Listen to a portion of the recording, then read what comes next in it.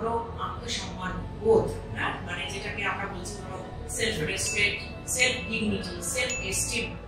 আমি যখন ছোট ছিলাম সেই সময় যে আত্মসম্মান বোধটা আমি দেখেছি আমার পরিবারে এবং বাইরে সকলের মধ্যে, এখন যেন সেটা মানুষের মধ্যে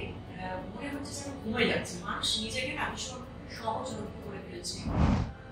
আজকে একটা নামী ফুটবল প্লেয়ার, ক্রিকেট প্লেয়ার, বা একটা সাহিত্যের একজন নাম করা বা একজন সিনেমার নাম করা, যারা কিনা রোল মডেল, তাদেরকে কিন্তু মানুষ অনুসরণ করে।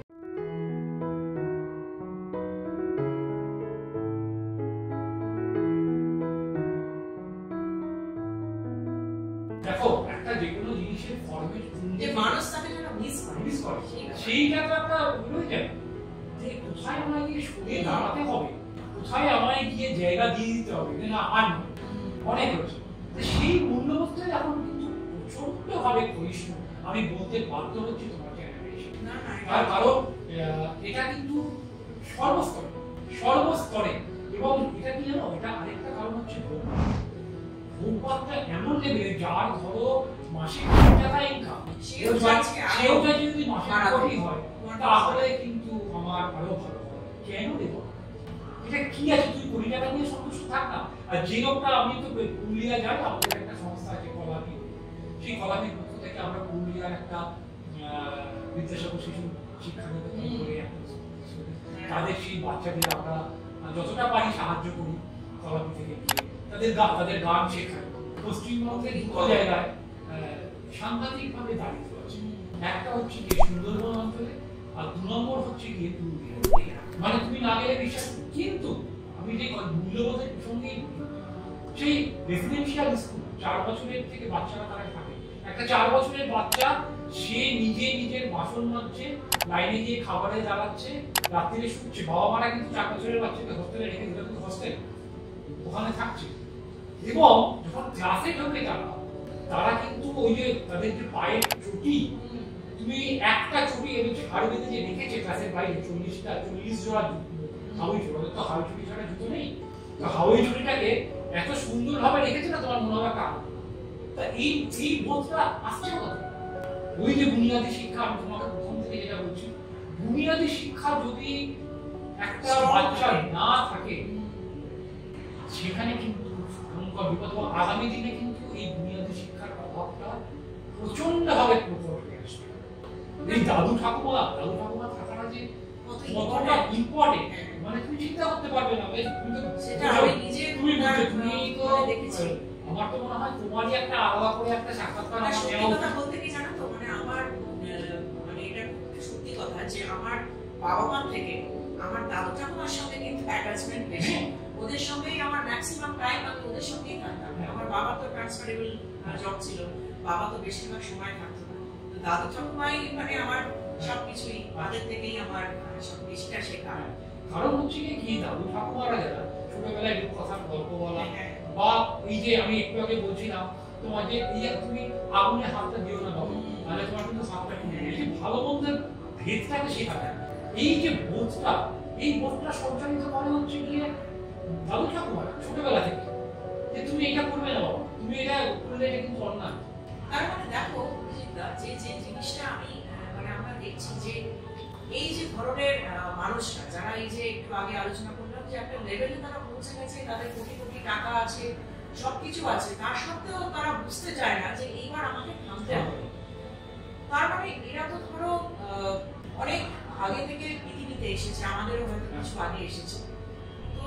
ওদের তো এতদিনে সেই রিয়েলাইজেশনটা হওয়া উচিত। খুব সুন্দর একটা প্রশ্ন করেছে। আমার যেটা মনে হয় অবচেতন মনে সেটা কাজ করে, কিন্তু তার সঙ্গে সঙ্গে একটা ভোগবাদের একটা অসম্ভব স্পৃহা তাদের মধ্যে এমন করেছে, এই ভোগবাদের স্পৃহাটা যখন আসবে তখনই কিন্তু ওই বুনিয়াদী শিক্ষার কথা তাদের মাথায় আসা উচিত, যে দেখো আমি এটা করতে যাবো না, সেইটাকে কিন্তু তারাই। আমি সেটাই বলতে চাইছি যে তারপরে এই যে পয়সার যে ডিজায়ারটা, যে গ্রিডটা এদের এমন ভাবে মানে ইনফ্লুয়েন্স করছে যে যার জন্য এরা এদের অরিজিনটা ভুলে যাচ্ছে, বেসটা ভুলে যাচ্ছে। একদম ভুলে যাচ্ছে। যে ফ্যামিলি থেকে তারা সুন্দরভাবে যে শিক্ষাটা নিয়ে তারা বড় হয়েছে, যার জন্য আজকে তারা সুপ্রতিষ্ঠিত হচ্ছে, তো তারা হয়তো সেই বেসিক ব্যাপারটাই ভুলে গেছে, যে ফ্যামিলি ভ্যালুজ যেটাকে বলি, প্রিন্সিপাল সেটা তুমি একটা সুন্দর প্রশ্ন করলে যে কেন ঘুরছে, সত্যি কথা এটা তাদের কি তার মানে কি দুনিয়াতে ভালো ছিল, এটা আমার খুব হয়তো ছিল, হয়তো সেও দাদু ঠাকুমার কাছ থেকে পেয়েছে, কিন্তু সমস্যাটা কি জানো, ওই যে ভোগবাদটা এখন এমন একটা মহামারী রাখার ধরন হয়েছে না আমরা, সেইটাকে কিন্তু তারা কন্ট্রোল করতে পারছে না। এইটাই হচ্ছে মূল, মানে এই জায়গাটাতেই থামতে তারা পারছে না। প্রচুর মানুষ আছে এখন, তুমি দেখছো রাস্তায় একটা মজুর একটা, আমি তো কনস্ট্রাকশনে কাজ করেছি এই 2 বছর, আমি এলআইটিতে ছিলাম, 2002 থেকে 22 সাইডে ঘুরে বেরিয়েছি, গ্রামে গঞ্জে ঘুরে বেরিয়েছি, লেবারদের দেখেছি তারা কি মুড়ি আর ওই 2-4টে রুটি এনে এই চিনি দিয়ে খেয়েছে লাঞ্চ, তাদের লাঞ্চ এরকম শুকনো রুটি, তারা তো খেয়ে বাঁচছে, তাদের মেরুদণ্ড তো সোজা আছে, তারা কি করে বাঁচছে, তাদের মুখে সর্বদা হাসি, সর্বদা হাসি। আমি দুখানা যখন আমি এলআইটিতে থাকাকালীন আমি যখন সাইটে ছিলাম, আমি 2টো বন্যা ফেস করেছি, এবং এই বন্যাতে আমি যেহেতু আমি এক্সিকিউটিভ ছিলাম, 2 দিন 3 দিন 3 রাত আমি ঘুমাইনি, কারণ বন্যার যেহেতু আমরা কন্ট্রোল ম্যানেজমেন্টের কাজ করছিলাম, আমাদের গ্রামের লোকজন পুরো ঘিরে রেখেছিল, এই চাই ওই চাই, আমি 3 দিন 3 রাত ঘুমাইনি, আমি না আমার সহকর্মীরা সকলে, কিন্তু ওই বন্যার মধ্যেও তারা দেখেছি মাথায় করে সব জিনিসপত্র নিয়ে যাচ্ছে, এ করছে, কিন্তু তাদের মুখে হাসি ছাড়া, হ্যাঁ দুঃখ আছে, কষ্ট আছে, ভিটে ছেড়ে যাচ্ছে, তারা জানে কবে দিবে ঠিক নেই, কিন্তু তার মধ্যেও তারা তো পাচ্ছে, তারা তো নিজের জীবনকে খুঁজে পাচ্ছে, কেন এটা হবে না, এটা বড় আমারও সত্যি কথা, তুমি সঞ্চালিকা হিসেবে যে প্রশ্নগুলো তুমি তুলে ধরছো, সেগুলো বর্তমান সময়ে এত বেশি প্রাসঙ্গিক, এবং জানো তো ব্যাপারটা হচ্ছে যে এই যে উত্তরগুলো দিচ্ছি না, এগুলো তো মনের এই একটা হ্যাঁ একটা এরকম একটা জায়গায় এসে যে মন খুলে বলতে পারছি, এটাও আমার তার কারণ এটা কি হবে, ম্যাক্সিমাম গিয়ে আমি আমার ওই যারা খুব কয়েকজন সামান্য পরিচিত যারা আছেন তাদের সঙ্গে মত বিনিময় বা ভাব বিনিময় করবো, কিন্তু এটা একটা পাবলিক প্ল্যাটফর্মে যে তুমি প্রশ্নগুলো করছো, আমি তার উত্তরটা দিচ্ছি, তাতে কি হচ্ছে, তাতে আমারও একটা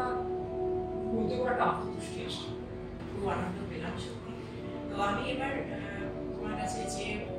জিনিসটা জানতে চাইছি সেটা হচ্ছে, তুমি যেহেতু কালচারাল ফিল্ডে আছো, নিয়মিতভাবে যেহেতু এই জগৎটাতে আছো, তো তোমার তো এই ব্যাপারে অভিজ্ঞতা অনেক বেশি আছে, এবং আমি যেটা জানতে চাইবো যে ধরো আজকালকার দিনে মানে সঙ্গীত জগৎটাই আমি আনি, কালচারাল ফিল্ড, সে সঙ্গীত নৃত্য যাই হোক না কেন, আবৃত্তি, তো আগের সময়টা এবং এখন সময়টাতে যেটা দেখা যাচ্ছে যে এখন প্রচুর অর্গানাইজার্স হয়ে গেছে, এবং দেশে বড় বিদেশে নানান জায়গায়, এবং আমাদের ইন্ডিয়ার মধ্যে, তো আমাদের এই যে ধরো বড় বড় পারফরমার্স যারা বলবো, তারা দেশে বিদেশে গান করতে যাচ্ছেন, অর্গানাইজার্স তাদের ইনভাইট করছে, তো যেটা আমি বলবো যে তারা একটা ধরো এই যে যেটা তুমি বললে যে ভোগবাদী, হ্যাঁ, তারা একটা তাদের নেম ফেম যাতে পারে, একটা নিজের দেশ থেকে অন্য দেশে গেলেই একটা পায় যে আমি অন্য দেশে গান করতে যাচ্ছি, কি কিছু পারফর্ম করতে যাচ্ছি, ক্রিয়েটিভিটি,